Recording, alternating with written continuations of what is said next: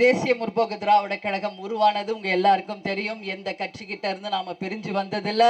Captain என்ற ஒரு மிகப்பெரிய ஒரு சுயரூபமாக இன்னைக்கு அவர் ஒருவருக்காக சுயலிங்கமாக உருவாக்கப்பட்டது நம்ம தேமுதிக. இன்னைக்கு 12ஆம் ஆண்டுல அடி எடுத்து வச்சு வெற்றிகரமாக வீறு நடை போட்டு சென்று கொண்டிருக்கிறோம். பயம் இல்லாத இடத்துல ஆரோக்கியம் இருக்கும், ஆரோக்கியம் இருக்கிற இடத்துல ஆனந்தம் இருக்கும். பயம் என்பதை என்னென்றே அறியாத இளம் காளைகளை கொண்ட ஒரே கழகம் தேசிய முற்போக்கு திராவிட கழகம் என்பதை எல்லா நேரத்திலுமே நான் பதிய வைக்கிறதுல பெருமைப்பட்டிருக்கிறேன். அந்த வகையில நமது தேசிய முற்போக்கு திராவிட கழகத்திற்கு எத்தனையோ இன்னல்கள், சோதனைகள், அதே போல துரோகங்கள் என்ன வந்தாலும் எதையும் கண்டு துவண்டிடாமல் கேப்டன் சொன்னது போல பீனிக்ஸ் பறவை போல் மீண்டும் மீண்டும் சுயரூபம் எடுத்து விஸ்வரூப வெற்றி பெற்று இந்த கழகம் நிச்சயமாக தமிழ்நாட்டில ஆட்சி அமைக்கும் என்பதை உறுதியாக இந்த நேரத்தில் உங்க அத்தனை முன்னாடியுமே நான் சொல்வதில் என்னுடைய தலையாய கடமையாக இங்க நான் கருதுகிறேன். நான் ஏன் இதை சொல்றேன்றதை நல்லா நீங்க புரிஞ்சுக்கணும். இங்க தேசிய முற்போக்கு திராவிட கழகத்தை சேர்ந்தவர்கள் பல பேர் இன்னைக்கு கட்சியை விட்டு போயிட்டாங்க அப்படின்னு சொல்றாங்க. நான் ஒண்ணு மட்டும்தான் சொல்றேன், கேப்டன் அதை பத்தி என்னைக்குமே எப்பவுமே பேசினது கிடையாது. அவர்களை பொறுத்த வரைக்கும் அவர்கள் எண்ணி வந்த தங்கள் சுயலாபமும் தங்களுடைய சுய விருப்பமும் நிறைவேறாத காலகட்டத்தில் தங்களுடைய பார்ட், அதாவது their part is over in the DMTK story, நம்மளுடைய கதையில அவர்களுடைய பாகம் முடிஞ்சிருச்சு, அவங்க வெளியேறிட்டாங்க. அதற்காக கவலைப்பட வேண்டியதோ துவண்டு போக வேண்டியதோ நாம் அல்ல. கேப்டன் சொன்னது போல கேப்டன் மீது பற்று கொண்டும் இந்த தேமுதிக மீது மட்டற்ற பாசமும் நம்பிக்கையும் கொண்ட லட்சக்கணக்கான தொண்டர்களோடு நமது பயணம் என்றைக்கும் தொடரும். நாம் இந்த கழகத்தை ஆரம்பிக்கப்பட்டதனுடைய லட்சியத்தையும் நோக்கத்தையும் அடையும் வரை நாம் இந்த பயணத்தில் என்றைக்கும் ஓயப்போவது இல்லை என்பதை தெள்ள தெளிவாக தெரிவித்துக் கொள்கிறேன். அதே போல கர்நாடகாவில் இனிமேல ஒரு தமிழர் கூட தாக்கப்படக்கூடாது.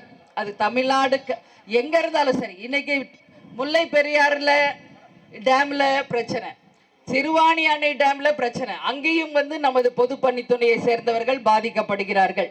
இனிமேல் அது எந்த மாநிலமாக இருந்தாலும் சரி, தமிழர்கள் தாக்கப்படுவதை இனிமேல் யாரும் இங்க வேடிக்கை பார்த்துக்கிட்டு சும்மா இருக்க மாட்டோம் என்பதை உறுதியாக அதே நேரத்தில் அடக்கத்தோடு நாங்க எங்க அறப்போராட்டத்தின் மூலமாக பதிய வைக்கிறோம். நிச்சயமாக இனிமேல ஏன்னா நல்லவர்களுக்கான காலம் இது இல்லையோ என்று கூட பல நேரங்களை எங்களை சிந்திக்க வைக்குது.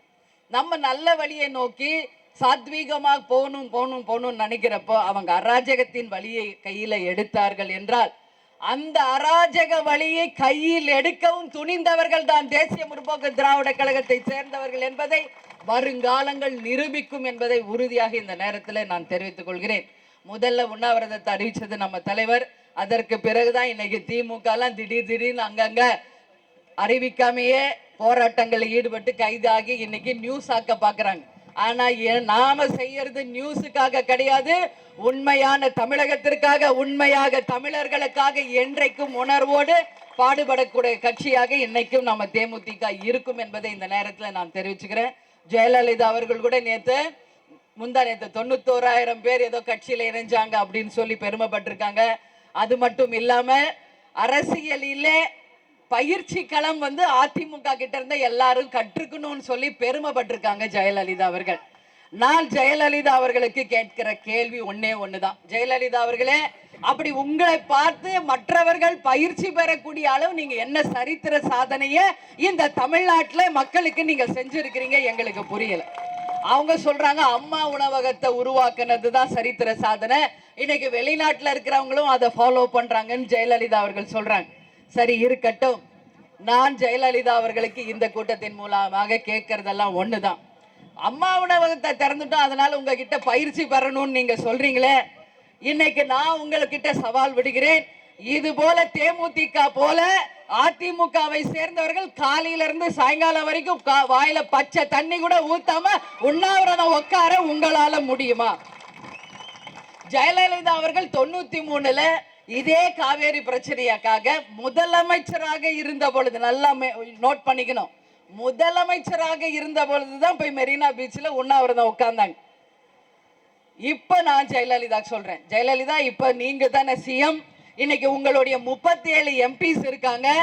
அதே காவேரி பிரச்சனைக்காக மீண்டும் ஜெயலலிதா அவர்கள் உங்கள் 37 எம்எல்ஏக்களோடையும் உங்களுடைய சட்டமன்ற உறுப்பினர்களையும் திரட்டி நதிகளை இணைச்சு காவேரியில நிரந்தரமாக தமிழகத்திற்கு தண்ணீர் தர வைக்க முடியும் என்று இதே மெரினா பீச்ல உங்களால போய் உண்ணாவிரதம் உட்கார முடியுமா என்கின்ற சவாலை ஜெயலலிதாவுக்கும் அதிமுகவுக்கும் நான் வைக்கிறேன். அது மட்டும் இல்ல, லஞ்சம் ஊழல் இல்லாத ஆட்சியை கொண்டு வருவோம் கேப்டன் சொன்னார். அதை உங்களால செய்ய முடியுமா? ஓட்டுக்கு காசு கொடுக்காம உங்களால ஜெயிக்க முடியுமா? அதே போல இன்னைக்கு உங்கள் ஆட்சியில என்ன சரித்திரத்தை நீங்க இங்க நிகழ்த்திட்டீங்க? வேலை வாய்ப்பு இங்க உருவாயிருச்சா? மீனவர்கள் பிரச்சனை முடிஞ்சு போச்சா? இன்னைக்கு விவசாயிகள் பிரச்சனை இங்க முடிஞ்சு போச்சா? இன்னைக்கு படித்த மாணவர்கள் எல்லாருக்கும் வேலை வாய்ப்பு இருக்கா? லஞ்சம் ஊழல் தீர்ந்துருச்சா?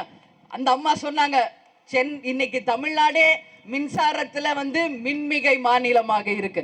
இப்ப கூட நம்ம மீட்டிங் நடக்கும்போது ஒரு அரை மணி நேரம் மீட்டிங் தடைபட்டுச்சு. எதற்காக? மின்சாரம் இல்லாததுனால. இந்த சென்னையிலேயே மின்சாரம் இல்லாமல் இன்னைக்கு ஒரு பொதுக்கூட்டம் இன்னைக்கு தடைபடுகிறது. இதை விட ஒரு உதாரணம் சொல்ல வேணாம், எப்பயும் நம்ம ஆளுங்கட்சியை டிபெண்ட் பண்ணதில்லை, அப்புறம் ஜெனரேட்டரை வச்சு நம்மளுடைய கூட்டத்தை நம்ம தொடர்ந்துகிட்டு இருக்கோம். இது போல 110 விதியின் கீழே ஜெயலலிதா அவர்கள் அறிவிச்ச 853 அத்தனை திட்டங்களும் இன்றைக்கு வரைக்குமே எதுவும் நிறைவேற்றப்படவில்லை. இதையெல்லாம் ஜெயலலிதா அவர்கள் சொல்லி தன்னுடைய சவாலை ஏற்றுக்கொள்ள தயாரா என்ற கேள்வியை இன்றைக்கு ஜெயலலிதா முன் நான் வைக்க கடமைப்பட்டிருக்கிறேன். அதே போலதான் திமுக தலைவர் அவர்களும் இன்னைக்கு கேப்டன் அறிவிச்ச பிறகுதான் அவர் அறிவிக்கிறார். இன்னைக்கு நாங்க ஆதரவு தெரிவிப்போம் சொல்லி, இன்னைக்கு தமிழின தலைவர், வயதுல மூத்தவர், இந்தியாவிலேயே மூத்த அரசியல்வாதி, நீங்க தானே முதல்ல குரல் கொடுத்திருக்கணும். ஒரு தமிழர் தாக்கப்பட்டால் ஏன் வாய் மூடி மௌனியா இருந்தீங்க? இங்க எல்லாமே இந்த காவேரி தண்ணியை வச்சு அரசியல் தான் பண்ணிட்டு இருக்காங்க. உண்மையிலே மக்களுக்கு, நாட்டுக்கு நல்லது நடக்கணுன்ற எண்ணம் இங்க நிச்சயம் யாருக்குமே கிடையாது என்பதை உறுதியாக இந்த நேரத்தில் இந்த கூட்டத்தின் மூலமாக நான் தெரிவிக்க வேண்டியது நமது கடமை என்பதை தெரிவிச்சுக்கிறேன். இப்ப கூட எல்லாரும் இன்னைக்கு காலையில இருந்து இங்க உட்கார்ந்துருக்கோம். இப்ப எல்லார்கிட்டையும் நீங்க வேணா கேளுங்க, இப்ப ஃபர்ஸ்ட் உங்களுக்கு தண்ணி வேணுமா சாப்பாடு வேணுமான்னு கேளுங்க. தண்ணி தான் வேணும்னு சொல்லுவாங்க. ஏன்னா தாயை கூட தள்ளி வைக்கலாம், தண்ணியை தள்ளி வைக்க கூடாதுன்னு சொல்றவர் நமது தலைவர் அவர்கள் எப்பொழுதுமே. அது போல தவிச்ச வாய்க்கு தண்ணி கொடுக்கணும், அதுதான் இந்த ஜென்மத்துல நாம எடுத்த புண்ணியம். அது போல இன்னைக்கு தவிச்ச வாய்க்கு தண்ணி கேட்கிறாங்க, அதுதான் விவசாயத்துக்கும் குடி தண்ணி இருக்குதான். அந்த தண்ணி இன்னைக்கு நமக்கே கடவுள் கொடுத்துக்கிட்டு இருக்காரு. போன டிசம்பர் மாசம் நம்மளுக்கு கிடைச்ச மழையை கொஞ்சம் சிந்திச்சு பாருங்க. இதே 100 ஃபீட் ரோடு அப்படியே குளம் மாதிரி நிரம்பி இருந்துச்சு. ஆனா இங்க இருக்கிற நிர்வாக திறமை இல்லாத ஆட்சியாளர்களுக்கு அதை சேமிக்கிற திறமை இல்லை. அதை விட்டு கடல்ல கலக்க வச்சுட்டு எப்பெல்லாம் பிரச்சனை வருதோ உடனே பக்கத்து மாநிலத்துக்கிட்ட போய் கையேந்திர நிலைமையில தான் இன்னைக்கு வரைக்கும் இது நடந்துகிட்டு இருக்கு. அப்ப அவங்களுக்கும் அதே பிரச்சனை இருக்கிறது என்பதை புரிஞ்சிக்காம அதை வலியுறுத்தி கேட்கும் போதுதான் பிரச்சனை உண்டாகுது. இவர்கள் அரசியல் செய்வதற்கு பாதிக்கப்படுவது அப்பாவி மக்கள் தான். அது கர்நாடக மக்களாக இருந்தாலும் சரி, தமிழ்நாடு மக்களாக இருந்தாலும் பாதிக்கப்பட போகிறவங்க மக்கள் தானே ஒழிய இந்த அரசியல்வாதிகள் கிடையாது. இன்னைக்கு நான் டெலிகாஸ்ட்ல பார்த்தேன், வாட்ஸ்அப்ல பார்த்தேன், ஒரு டிரைவர்ஸை அடிக்கிறாங்க, வயசானவர் அடிக்கிறாங்க. ஏன்? அவங்க என்ன தப்பு பண்ணாங்க? அவர்களை அடிச்சு உங்க வன்மையை தீர்த்துக்கிறதுனால இங்க என்ன தீர்வு விட போகிறது? இதெல்லாம் ஒரு சைக்கோத்தனமான ஒரு ரியாக்ஷன்ஸ் தான் தவிர இதுக்காக எந்த தீர்வும் இங்க ஏற்பட போறது இல்லை. அதனால மீண்டும் நான் இந்த நேரத்தை உறுதியாக சொல்றேன், எப்பொழுது வாஜ்பாய் அவர்கள் தலைமையில தேசியர், அதாவது நேஷனல் ஹைவேஸ் ரோடு போட்டு தங்க நாற்கர சாலை அமைச்சு எப்படி இந்தியாவையே ஒன்றாக இணைச்சாங்களோ அது போல என்றைக்கு இங்க நதிகள் இணைக்கப்படுகிறதோ அன்றைக்கு தான் இந்த பிரச்சனைக்கு முழுதாக தீர்வு வரும் என்பதில் எந்த விதமான கருத்து வேறுபாடே கிடையாது. அப்படி இல்லைன்னா மற்ற மாநிலத்தில் இருக்கிறது போல சந்திரபாபு நாயுடு பாருங்க, ஒரே வருஷத்துல கிருஷ்ணா கோதாவரி என்கின்ற மிகப்பெரிய நதிகளை ஒரே வருஷத்துல இணைச்சு இமாலய சரித்திரத்தை படைச்சிருக்கார். ஜெயலலிதாவில் இணையக்க சொல்லுங்களேன் பார்ப்போம். தமிழ்நாட்டில் இதோட 6வது வாட்டி முதலமைச்சர் பெருமையா எழுதுகிறாங்க. ஏன் என்ன செஞ்சீங்க இந்த 6 வாட்டி முதலமைச்சர்? ஏதாவது இங்க இருக்கிற நீங்க நதிகளை இணைக்க வேணாம், இருக்கிற நீர்நிலைகளையாவது நீங்க தூர் வாரி இருப்பீர்களா? பிரிட்டிஷ் காலத்துல கட்டப்பட்ட டேம்கள் இன்னைக்கு வரைக்கும் தூர் வாரப்படல. எந்த ஏரியாவது குளமாவது குட்டையாவது தூர் வாரப்பட்டிருக்குமா? ஏன்னா இன்னைக்கு அந்த தூர் வாரப்பட்டு தண்ணி வந்துருச்சுன்னா நீ இவங்களால மணல் கொள்ளை அங்க அடிக்க முடியாதுல்ல. அதன் மூலம் கோடிக்கணக்கான காசு ஆளுங்கட்சிக்கு போற நிலைமை எங்கே தடைபட்டு போகுமோ அப்படின்றதுக்காகவே இவங்க இந்த நதிகள் நிலையா இணைக்க தயாராக இல்லை.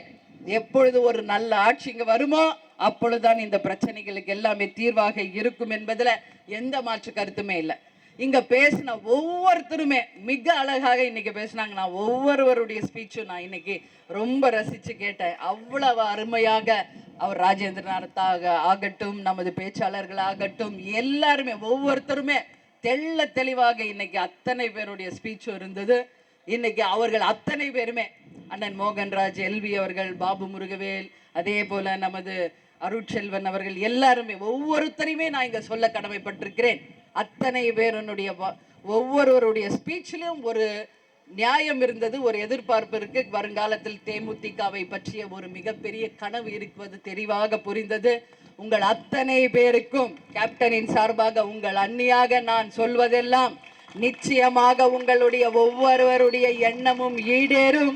அந்த நாள் தமிழ்நாட்டில் தொலைவில் இல்லை என்பதை உறுதியாக இந்த நேரத்தில் உங்கள் முன்னாடி நான் பதிய வைக்க விரும்புகிறேன். நேத்து கூட உயர் நீதிமன்றத்தில் சுப்ரீம் கோர்ட் ஜட்ஜு சொல்லியிருக்காங்க, கர்நாடக அரசாக இருந்தாலும் தமிழக அரசாக இருந்தாலும் உங்கள் ஆட்சி அங்க நடக்கல, நீதியினுடைய ஆட்சி தான் அங்கு நடக்கிறது என்பதை யாரும் மறந்துடக்கூடாது. அதனால உயர் நீதிமன்ற தரும் தீர்ப்பை யாருமே தட்டி கழிக்காம ஃபாலோ பண்ணுன்னு சொல்லி ஸ்ட்ரிக்டா அவங்க ஆர்டர் கொடுத்திருக்காங்க. அது போல கேப்டனுடைய ராசி என்னன்னு உங்க எல்லாருக்குமே தெரியும். துலா ராசி. எப்பயுமே தராசு மாதிரி நடுநிலையோடு இருக்கக்கூடியவர் நமது கேப்டன் அவர்கள். நிச்சயமாக நமது கேப்டனுடைய நீதி ஆட்சி தமிழ்நாட்டில் உருவாகும். அது மக்களுக்கான ஆட்சியாக, தமிழகத்தின் முன்னேற்றத்துக்கான ஆட்சியாக இருக்கும் என்பதில் உறுதியாக இந்த நேரத்தில் நீங்கள் அனைவரும் மனசுல பதிய வச்சுக்கோங்க. வரப்போகும் உள்ளாட்சி தேர்தலில் மனசுல வைத்துக் கொள்ளணும். வெற்றி தோல்வி வீரனுக்கு அழகு. வெற்றியை கண்டு நாங்க தலைகணம் பிடிச்சி ஆடினவங்களும் கிடையாது, தோல்வியை கண்டு துவண்டு போவர்களும் கிடையாது. எதிர்நீச்சல் போட்டே வாழ்க்கையில் வெற்றி பெற்றவர் கேப்டன். அவர் வழியில் வந்த அத்தனை தொண்டர்களுமே எதிர்நீச்சல் போட்டே அத்தனை துரோகங்களையும் சவால்களையும் சந்திச்சு இன்னைக்கு தேசிய முற்போக்கு திராவிட கழகத்தை சிம்ம சொப்பனமாக கொண்டு போய் கொண்டிருக்காங்க. அதனால எத்தனை இன்னல்கள் சோதனைகள் வரட்டும், எதற்கும் நாங்க பயப்பட போறவங்க கிடையாது என்பதை மீண்டும் இந்த நேரத்தில் நான் சொல்றேன். ஏன்னா நேற்று நாங்க பர்கூருக்கு தான் போயிட்டு வந்தோம். அங்க போயிட்டு வரும்பொழுதுதான் கேப்டனுக்கு அங்க சாப்பிட்ட சாப்பாடு சரியாக டைஜஸ்ட் ஆகாம செமிக்காதனால தான் இன்னைக்கு ஃபீவர். இப்போ நான் அடிக்கடி ஃபோன்ல நான் பேசினது நீங்க பார்த்துருப்பீங்க. எப்பவுமே என் கையில செல்போன் இருக்காது. என்னன்னா நான் டாக்டர் கிட்டயும் கேப்டன் கிட்டயும், அதாவது கேப்டன் ரெஸ்ட்ல இருக்காங்க, நான் தொடர்பு கொண்டேன். இப்போ பெட்டர் ஆயிடுச்சு, ஃபீவர் நல்லா ஆயிட்டே வருது, கேப்டன் நல்லா இருக்காரு, ஒன்றும் இல்லை, நாளைக்கு தலைமை கழகத்துக்கு வருவாரு அப்படிங்கிறத உங்க எல்லாருக்குமே நான் தெரிவித்துக் கொள்கிறேன். அதனால எதை கண்டு நம்ம அஞ்ச போவதும் கிடையாது. எதுக்காக தூண்டு போகிற கட்சியும் நம்ம கட்சி இல்லை என்பதை இந்த நேரத்தில் சொல்றேன். போனவர்களை பற்றி கவலை இல்லை. கேப்டன் மீது பற்று கொண்டு கேப்டனுக்காக எத்தனையோ பேர் இங்க லட்சக்கணக்கானவங்க இருக்காங்க. உங்கள் துணையோடு இந்த கழகம் தங்கள் பயணத்தை தொடரும். இங்க இருக்கிற எல்லாரும் சொன்னாங்க, நாங்க சாகுறப்போ தேமுதிக கொடியை எங்க மேல போத்துங்க போத்துங்க என்று அத்தனை பேரும் சொன்னாங்க. தலைமை கழக செயலாளர்ல இருந்து எல்லாரும் சொன்னாங்க. உங்க எல்லாருக்கும் உங்கள் அண்ணியுடைய வேண்டுகோள், நீங்க எல்லாரும் சாக பிறந்தவர்கள் இல்லை, சாதிக்க பிறந்தவர்கள். நீங்கள் சாதனை படிச்சு தேமுதிகவினுடைய நம்ம கொடி நிச்சயமாக ஏற்ற போகும் நாள் இருக்கு. அன்றைக்கு நீங்கள் அனைவருமே இந்த கழகத்திற்காகவும் கேப்டனுக்காகவும் நீங்கள் உங்கள் அரும்பாடுபட்டு இந்த கழகத்தை வளர்ச்சி பாதையில் கொண்டு போன அத்தனை பலன்களையும் உங்களோடு சேர்ந்து தமிழ்நாடும் தமிழக மக்களும் பெறுவார்கள் என்பதை இந்த நேரத்தில் உறுதியாக நான் தெரிவித்துக் கொள்கிறேன். அதுபோல நல்லவர்கள் லட்சியம் வெல்வது நிச்சயம். தமிழன் என்று சொல், தலை நிமிர்ந்து நில் என்று சொல்லும் ஒரே தலைவர் நமது தலைவர். இயன்றதை செய்வோம், இல்லாதவர்க்கே என்று சொல்லி கொண்டு வெற்றி தோல்களை பற்றி பயப்படாம, பர்கூர்ல கூட நேற்று கேப்டன் பேசினார். இதே பர்கூர்ல தான் ஜெயலலிதா டெபாசிட் இழந்து தோத்தாங்க, இப்ப ஆட்சி பிடிச்சாங்க. திமுக எத்தனையோ தோல்விகளை சந்திச்சிருக்காங்க, மீண்டும் ஆட்சி அமைச்சிருக்காங்க. அதனால இந்த வெற்றி தோல்விகள் எல்லாம் ஒரு எந்த விதத்திலையும் நம்ம கட்சியை பாதிக்காது. மீண்டும் விஸ்வரூப வெற்றி பெறுவோம், ஆட்சி அமைப்போம். இதுல எந்த மாற்று கருத்தும் இல்லை. அதற்கு உதாரணமாக வரப்போகும் உள்ளாட்சி தேர்தலை நீங்கள் எடுத்துக்கொள்ளுங்கள். நமது முரசு 8 திக்கும் வெற்றி முரசாக கொட்ட அனைவரும் முரசு சின்னத்துக்கு வாய்ப்பு தாளுங்கள் என்று கேட்டுக்கொண்டு, தமிழகத்திற்கும் தமிழக மக்களுக்காகவும் கேப்டனும் தேமுதிகவும் என்றைக்கும் பாடுபடும் என்று தெரிவித்துக் கொண்டு, இந்த அறப்போராட்டத்தை வெற்றி அறப்போராட்டமாக மாற்றி அனைவருக்குமே எனது பணிவான நன்றிகளை வணக்கங்களை தெரிவித்துக் கொண்டு உங்களிடமிருந்து விடைபெறுகிறேன். நன்றி.